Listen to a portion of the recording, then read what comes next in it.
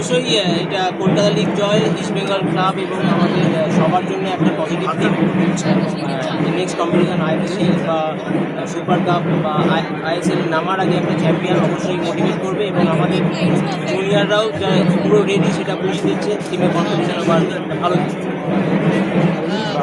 আমাদের এবছর পুজোতে সম্ভবত প্র্যাকটিস থাকবে, জানি না ছুটি কি, তবে অবশ্যই ছুটি পেলে অবশ্যই অষ্টমীর অঞ্জলিরা কেউ মিস করে না, চেষ্টা করবো বাড়ির সবাইকে নিয়ে, বউকে নিয়ে অষ্টমীর অঞ্জলিরা সবাই মিলে মণ্ডপে দল দল পুরোপুরি প্রিপেয়ার রয়েছে এবং ছুটিতেও সবাইকে প্রোগ্রাম দেওয়া ছিল, কেউ নেই যে এরকম ফিটনেসের ব্যাপার, সবাই মোটিভেটেড এবং আগামী যে টুর্নামেন্টই হবে নিজেদের টিম 100% দেবে এবং চ্যাম্পিয়ন হওয়ার চেষ্টা করবে।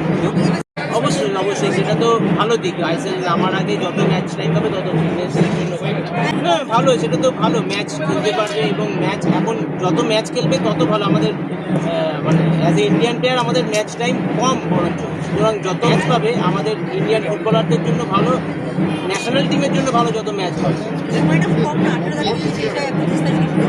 না তুমি যদি বিদেশে দেখো এরকম টাইমেই ম্যাচ হয়। রিকভারি যদি ঠিকঠাক করতে পারে, সবাই ডিসিপ্লিন লাইফ করতে পারে, তাহলে আমার মনে হয় এটা প্রপার, কোনো প্রবলেম ভাবা উচিত না। এতদিন তো ম্যাচ ছিল না, কিন্তু ম্যাচ খেলাটা আমাদের জন্য ভালো।